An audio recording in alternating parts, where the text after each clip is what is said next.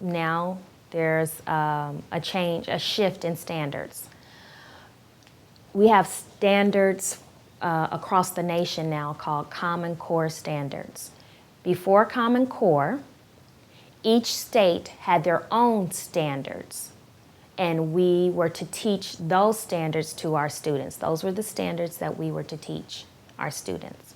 Okay, now the nation has standards. It's not just California has their own standards, each state. Now it's a nationwide standards called Common Core, which is good because that means children across the country are learning the same content and across the nation in each grade level. That's good.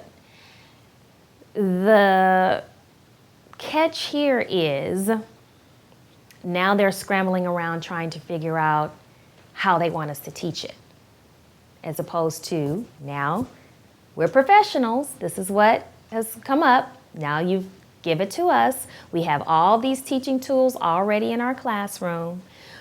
When you come to school, the first month or so, you get to know your kids. You know what they need. You know what they like. You know what their strengths are, what their weaknesses are.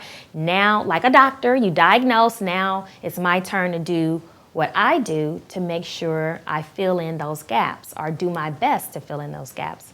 And now we have to teach, that, and with the materials that keep flooding in. And then there's new assessments.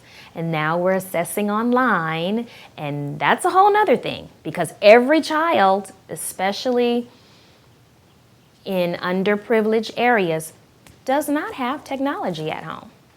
So now you want them to sit in front of a computer and take a 2-hour assessment. Not only that, they may not even have a keyboard. Now I'm teaching keyboard skills.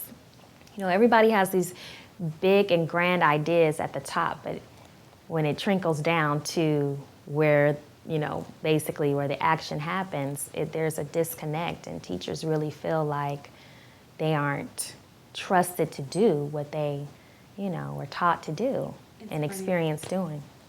Even with all of what I just discussed, great teachers still figure out a way to make it happen in their classroom. And if you really love what you're doing, you will deal with because every year, every other month, there's going to be something new that you're going to have to do, and we just adapt. As a teacher, as an educator, that's what you're going to have to do, and that's life. So that's like a skill we have to teach our students too. Things are going to happen constantly, and you have to figure out a way to make it work and adapt and continue to go. Thank you for watching A Wise Way. Subscribe to stay updated, share to pass the knowledge, or view our other videos on the left.